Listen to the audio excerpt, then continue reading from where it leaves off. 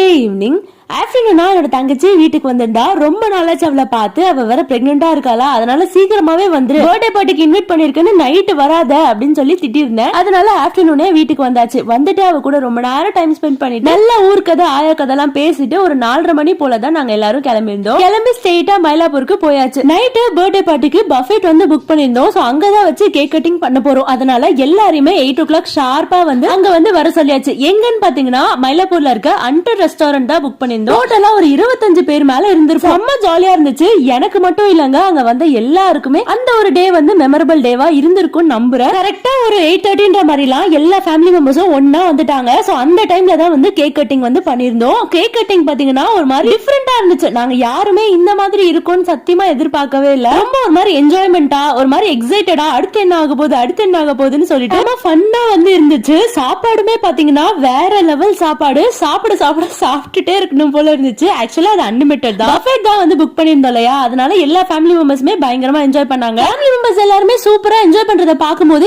எனக்கும் விக்ரம் அப்பாக்கும் ரொம்ப திருப்தியா வந்து இருந்துச்சு. ஃபைனலா எல்லாருக்கும் ஒரு சூப்பரான ட்ரீட் கொடுத்த ஃபீல் வந்து எங்களுக்கு இருந்துச்சு. நாங்க வீட்ல செலிப்ரேட் பண்ணிருந்தா கூட இந்த அளவுக்கு ஹாப்பியா இருந்திருப்போமான்னு தெரியல. ஆனா இது வந்து பயங்கர ஹாப்பியா இருந்துச்சு. ஃபேமிலியோட சரித்திரத்துல விக்ரமோட பர்த்டே இடம் பிடிச்சதா சின்ன அக்கா சொன்னாங்க. அதை கேட்கும் போது எனக்கு ரொம்ப ஹாப்பியா இருந்துச்சு.